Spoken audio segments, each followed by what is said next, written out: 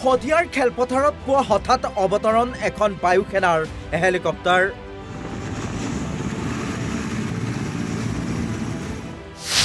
বায়ুসেনাৰ হেলিকপ্টাৰখনক লৈ সকলোৰে মনত কৌতূহল।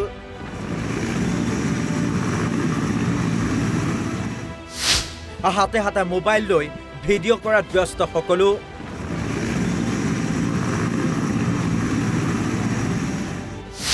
কিন্তু কিয় অৱতৰণ কৰিলে বায়ুসেনাৰ হেলিকপ্টাৰখনে?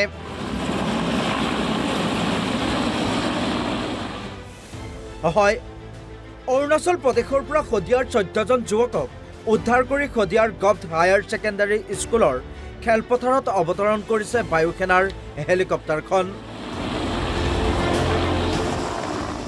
দৰাচলতে বিগত প্ৰায় 2 দিন ধৰি অৰুণাচল প্ৰদেশৰ বমজি নামৰ ঠাইত এটা সৰু নদী দ্বীপত আবদ্ধ হৈ আছিল শদিয়াৰ 14জনকৈ যুৱক। ইউনিটেক পাৱাৰ ট্ৰান্সমিশ্যন নামৰ এটা কোম্পানীৰ অধীনত কৰ্মৰত আছিল যুৱককেইজন। কিন্তু বিগত কেইবাদিনো ধৰি হোৱা নেৰানেপেৰা বৰষুণৰ ফলত বৃদ্ধি পাইছিল নৈৰ জলপৃষ্ঠ। ফলস্বৰূপে 14জনকৈ যুৱক থকা নদীদ্বীপটো বুৰ যোৱাৰ উপক্ৰম হৈছিল।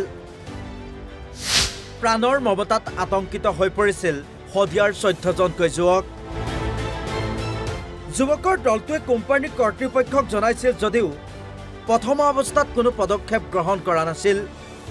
অৱশেষত শদিয়াৰ প্ৰশাসনে ডিব্ৰুগড়স্থিত বায়ুসেনাৰ লগত যোগাযোগ কৰে আৰু দেওবাৰে প্ৰায় 10:30মান বজাত যুৱককেইজনক উদ্ধাৰ কৰি শদিয়াত উপস্থিত হয় বায়ুসেনাৰ সেই বিশেষ হেলিকপ্টাৰখন।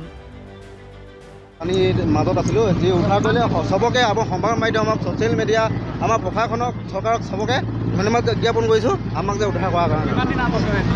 আমি প্ৰায় কালি ৰাতিটোৱে পৰা ফচিছোঁ। কালি আজি যোৱা ৰাতি, তাৰ আগ ৰাতি আৰু 2 ৰাতি আৰু খোৱা বোৱাত অসুবিধা নাই। পানীটো অকণমান প্ৰব্লেম আছিলে বাৰু, জানেই তাত পানীটো পাবলৈ নাছিলে। ৰেস্কিউ কৰোঁতে সময় এতিয়া চৰকাৰে কালি ৰাতি নোৱাৰিলে, আজি ৰাতিপুৱাই কৰিছে আৰু কালি দিনটো লাগিলে আৰু কেলৈ বৰষুণ দি আছিলে, কালিও নোৱাৰিলে। কোম্পানীয়েও চেষ্টা কৰি আছিলে, চাগে নোৱাৰিলে। চৰকাৰক বিশেষকৈ সংবাদ মাধ্যম আপোনালোকক যথেষ্ট ধন্যবাদ জ্ঞাপন আমাৰ চবৰ ফালৰ পৰাই। প্ৰশাসনক মই ধন্যবাদ জ্ঞাপন কৰিছোঁ চবকে, অশেষ ধন্যবাদ। আমাৰ চাৰ্কল অফিচাৰ ছাৰ পুৰা ধন্যবাদ ছাৰ। ছাৰে কালি ৰাতিপুৱা লাগি আছে, সেইটো কাৰণে আমি 14জন আছিলোঁ।